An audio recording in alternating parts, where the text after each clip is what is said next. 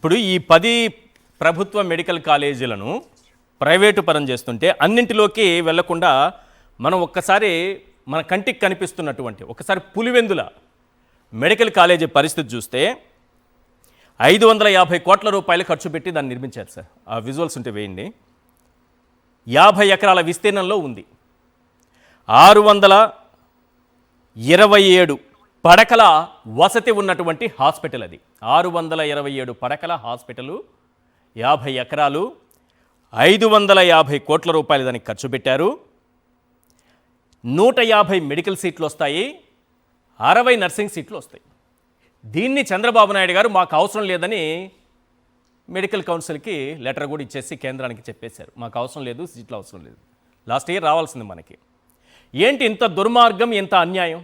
ఆ కంటికి కనిపిస్తోంది చంద్రబాబు నాయుడు గారి జీవిత చరిత్రలో అలాంటి బిల్డింగ్, హాస్పిటల్ ఎందుకులేండి, అలాంటి బిల్డింగ్ ఒకటైనా కట్టారా మొత్తం 15 ఏళ్ల కెరీర్లో?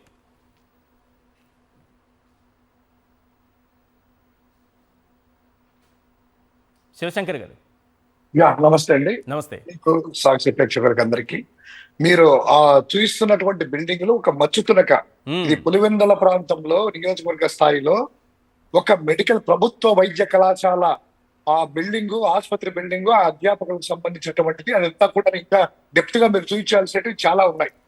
ఫ్రంట్ లో ఒకటే చూస్తున్నారు మీరు, అక్కడ ఏర్పాటు అయ్యబోయే ఆ యొక్క ఫ్యాకల్టీకి వాళ్ళకి సంబంధించిన క్వార్టర్స్ అవన్నీ కూడా చూస్తే నిజంగా అమెరికా లాంటి ప్రాంతంలో ఒక ప్రభుత్వ వైద్య కళాశాల ఏ విధంగా ఉంటుందో, లేకపోతే ఎయిమ్స్ లాంటి బిల్డింగ్లు మేజర్ గా నేషనల్ ఇన్స్టిట్యూట్స్ ఎట్లా ఉంటాయో అంతకు మించినటువంటి సౌకర్యాలతో, క్వాలిటీతో ఇక్కడ గ్రామీణ ప్రాంతాల్లో పేదలకి విద్య, అదే విధంగా వైద్య రెండు రకాలు చూడాలి.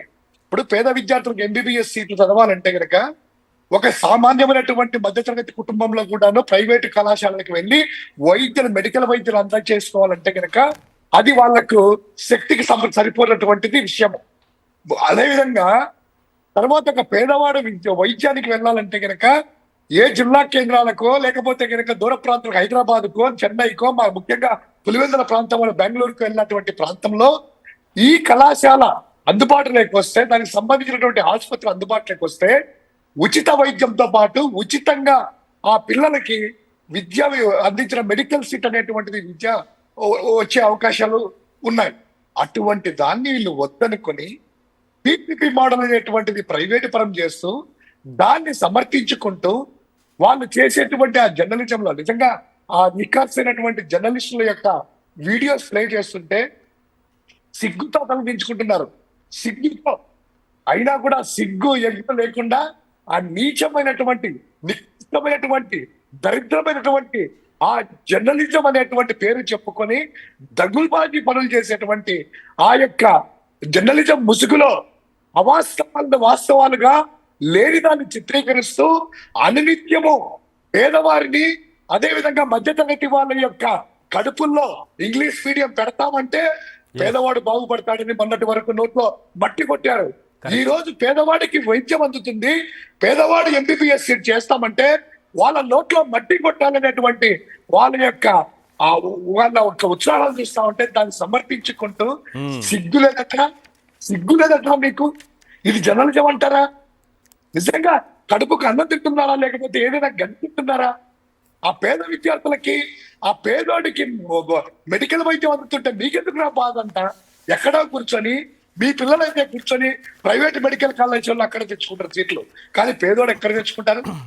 ఈ రోజు జగన్ గారు పెట్టినటువంటి ఈ యొక్క 17 మెడికల్ కళాశాలలు అందుబాటులోకి వస్తే దాదాపు 2550 మెడికల్ సీట్లు రావడంతో పాటు పేదవాడికి, సార్ ముఖ్యంగా ఇప్పుడు మనం చూస్తాం, ఒక ప్రభుత్వ మెడికల్ కళాశాలకి వెళ్తే ఒక వ్యాధి వచ్చినా ఏదొచ్చినా కూడా అక్కడికి వెళ్తే ₹1 నిమ్స్ లో చూసాము, అదేవిధంగా ఎయిమ్స్ లో చూస్తున్నాము, ₹10 ఫీజు కడితే కన్సల్టేషన్ ఫీజు, దాని తర్వాత ఎక్స్రే, MRI స్కానింగ్ ప్రైవేట్ సెంటర్లకు వెళ్తే ₹5,000.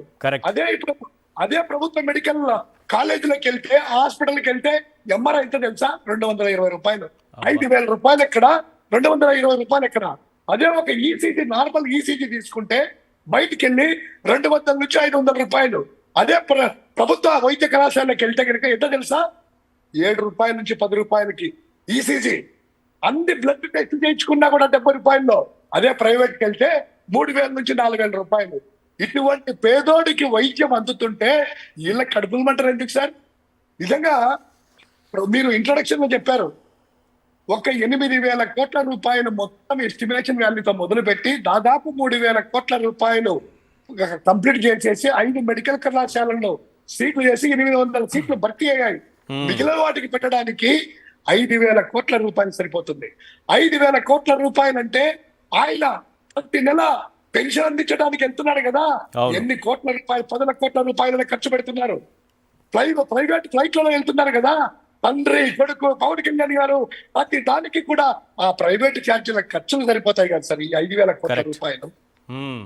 అదే విధంగా ఈ రోజు సినిమా షూటింగ్లు చేసేసి చూసారో లేదో, 1వ తేదీ వచ్చిందంటే మనకు సినిమా, ఆ సినిమా షూటింగ్ లో ఒక్కొక్క రకంలో ఒక్కొక్క వేషం, ఆటోలో ఒక రోజు, అదే విధంగా ఐరన్ బాక్స్ పట్టుకుని ఒక రోజు, కిరాణా కొట్టులో ఒక రోజు, ఈ యొక్క షూటింగ్ల ఖర్చు సరిపోతుంది కదా సార్ ఈ యొక్క మెడికల్ కళాశాలకు.